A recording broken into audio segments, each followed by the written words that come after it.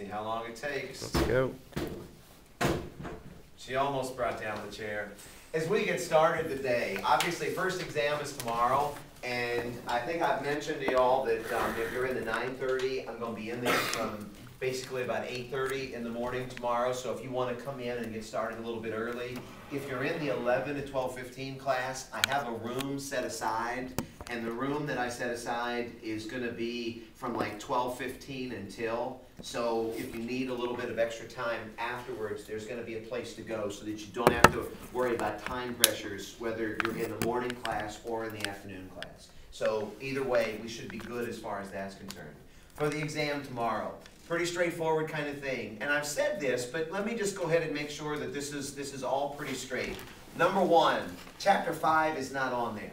Okay, so let's go ahead and get this right now. I haven't done anything in Chapter 5. Chapter 5 is not on there. It's going to be Chapter 3, obviously, Chapter 4, obviously, Chapter 7, obviously, and it's going to include everything in Chapter 7 with the exception of Korematsu versus the United States, because we have not done that. So remove Chapter 5 immediately, remove Korematsu versus the United States immediately, and then I posted those couple of videos dealing with Chapter 6. And it's like 3 videos. I think it's like 29 minutes, 28 minutes, 27 minutes, something like that. Take a look at those, and it basically just breaks down in there direct and representative democracy, democracy in general, authoritarianism, and then totalitarianism and democratic peace. So they're pretty much just straight definitions. For this, why don't we just take it chapter by chapter? First chapter we had this semester was Chapter 4 with states. Are there any questions up here that you have about any of the terms dealing with states? Any questions at all? Just fire them away. Characteristics of effective, weak, and failed states. You know what? Don't worry about that. Let's remove characteristics of failed, weak, and effective states right off the top. Nice. So let's not worry about that. And I'm going to make some notes up here of the things that I tell you as well. So Korematsu is out, and characteristics is out as well. Any others from Chapter 4? Yeah. Go ahead. Can you go over laissez-faire again? Okay. The first belief quiz that I gave you, and I gave you 4 of these, dealt with laissez-faire, welfare state, statism, and socialism. So there were these 4 terms from that first quiz. All right, when you think back to this was all talking about economics and government role in economics. And the 2 questions, it was dealing with regulation and redistribution. How strongly should the government regulate? And then, in fact, how much should the government redistribute? And that was basically the gist of this. So it was the same kind of chart, plus, plus, minus, and minus. And do you remember what, how laissez-faire, I hate that France isn't here today. Do you remember how laissez-faire characterized all this? Go ahead, Mike. Yeah, completely free market. Yeah, it was minus, minus. So if you look back on this, basically what they were saying in laissez-faire was, we believe that the government should stay out of excessive regulation and excessive redistribution. The government should basically get out of the way. Laissez-faire literally means to allow one to do, meaning government is not going to hinder them, but the individual will be allowed to do what he, she, or him actually could do. That's basically what we were talking about. What others do you remember on this? Do you remember what the statist was? Because the statist actually fell up here in this upper left-hand corner. No. Statists believe that government should not redistribute at all. But they did believe, in fact, that the government should regulate. And if you remember, that was, the example of that was Hitler's Germany. I didn't have an article. I did have an article. Do you remember what the article was for statists? And it's usually a good idea to be able to link the articles with the terms. Going back to this, the assisted suicide article was a statist article. Do you remember what the trick on that assisted suicide article was? Yeah, wasn't it that the old lady, like husband died or something like that, and then she tried to kill herself? No, he had cancer. She had cancer. Okay, she had cancer. Go ahead, Amanda. And he wouldn't live without her, so they both went to assisted suicide, so they could die together.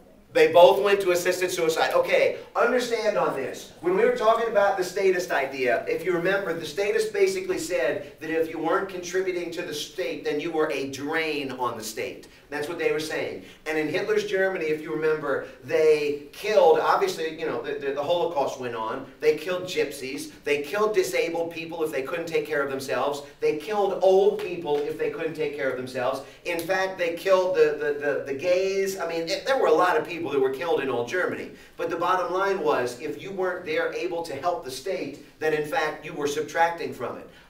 In Hitler's Germany, that's what they were talking about. In this assisted suicide article, if you remember, they were basically talking about the man and the woman, and they had been married for like 55 years, and in fact the woman had terminal cancer and was going to die, and because they had been together so long, he decided, even though he didn't have any pressing health issues, to want to commit assisted suicide as well. No ifs, no ands, no buts on this. It was legal to do, and they did it. Where this came in as status, though, was the idea that those older people at some point could be considered to be talked into doing things, committing assisted suicide or whatnot, just so that their greedy heirs could conceivably take some of this money. Nobody there to take care of them, but in fact they wanted to profit on the old people. Yes? Yeah, but it would be the greedy heirs, it wouldn't be the government coming in and saying, That's true. You're old, let's take you to go die. Folks would argue that the government should get in and regulate against something like that, but if you remember from both classes, there were a lot of people who were like, hey, it's their life, let them do what they want to do. So effectively, you know, you wouldn't want the government in this, but there are folks saying the government needs to get involved to make sure that this doesn't happen.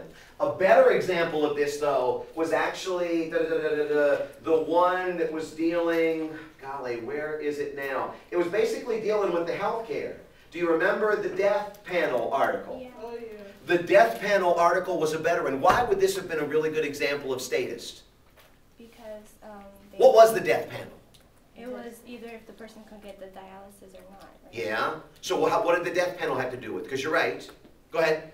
It just, they made a decision whether you live or die based on like what you can contribute later, or how much your life is worth. Your social worth. Yeah. That's exactly what it was. If you remember, there were two committees. The first committee would basically determine if medically you were fit to be able to do this. And if you remember, they threw out people that were too old. They threw out people that were too young. There were circumstances that there were mental illness or things like this. The second one was the God Committee. And the God Committee, if you remember, had a pastor, and it had a homemaker, and a lawyer, and a member of the clergy, and a doctor, and all of these things. And they basically determined what your social worth was. And I think a good example of this would be if somebody was a school teacher versus somebody was a stripper.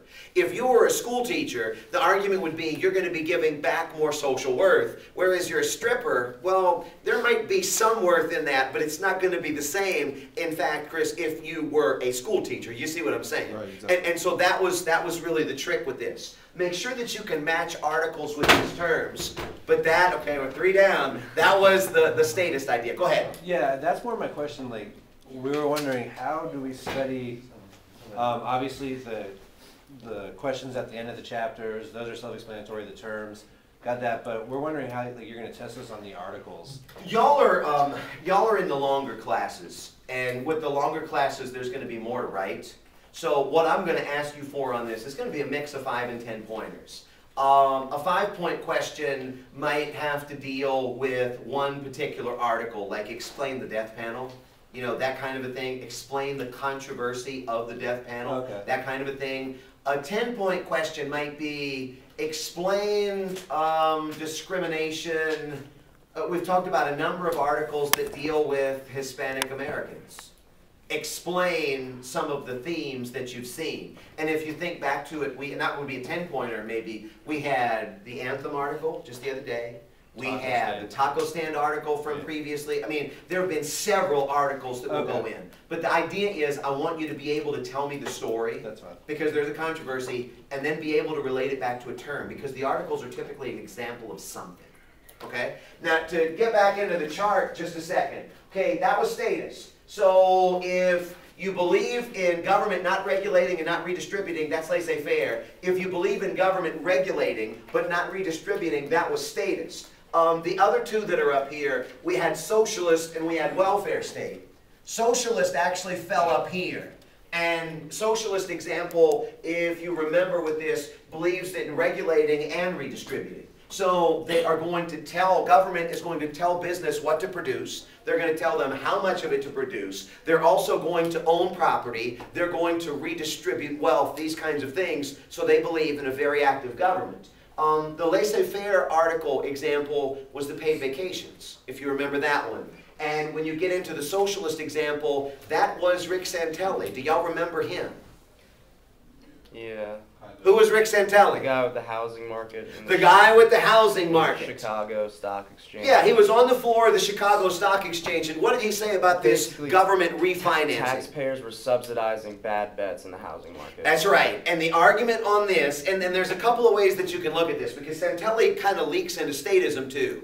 Santelli said that there were a lot of people that made bad decisions. They bought houses that they couldn't afford, and damn it, it's not fair that if I am paying for my house, that I should have to pay for your houses as well. Because I think he used the statistic in there, 97% of the mortgages are good. Why do we have to subsidize the 3 that made bad decisions? And do you remember what he called those people? People who drank from the water.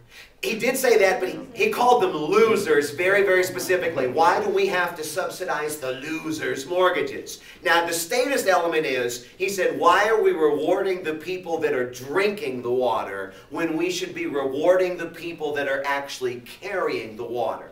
Now, I believe some of you, and Matt, I'm not sure if this was you or somebody else in the 930 class, had said, wait a minute, it's not just individuals that made bad decisions, but it was the banks that made. Credit Yeah, rating it was agencies. both. Yeah, and see, that's the argument on this. When you talk about it, some folks would say it's the individuals that made the bad decisions. But if you want to get into the socialist perspective, they're going to say government needs to regulate and redistribute for the little people, for Joe and Jane Sixpack. And in fact, we need to regulate the banks to make sure that they don't do this kind of thing again. And what article was that again? This was the Santelli article. It was really a link more than it was the article. Okay. And that link, and I'll go ahead and show this to you.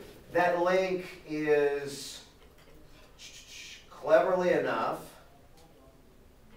called Rick Santelli. Should we reward the people who carry the water or the people that drink it? Moving on to this last one. The last one was the welfare state. And if you remember this, their argument was government does need to redistribute, but government should not overly regulate. So you should be free to earn as much money as you want to earn, but we are going to tax it. And if you remember with the welfare state folks, they basically said, we believe that government should provide basic services. Maybe it's child care, maybe it's college education, maybe it's health care, these kinds of things. Bottom line though, what's the trade-off? What's the negative behind the welfare state? Got to pay for it. And what's the typical tax rate? You said 50% or something? 50% is typically the tax rate in a welfare state. So socialist would be old Soviet Union, statist would be the old Nazi Germany, laissez-faire is the United States, although not as much as it used to be, and then the welfare state, if you remember with that one, was basically a lot of the European countries. What other questions have you got from these terms? About the Santelli thing, you related it to several, didn't you? You related it to statist based on that quote you said? It's primarily socialist, but he had some statist in him, yeah, he Okay, did. so if, you could technically relate it to statist. Probably could, yeah. Specify what he said. Yeah, yeah, if you can explain it, I'll take it, that's right. Eric, go ahead. What was the thing again? It was laissez-faire was US. U.S. Status was Nazi Germany, and then socialism was what? The old Soviet Union or Cuba, I think is what the book mentions. And Yeah. what article was laissez-faire? The laissez-faire was the paid vacations one. All right. Yeah, the paid vacations one.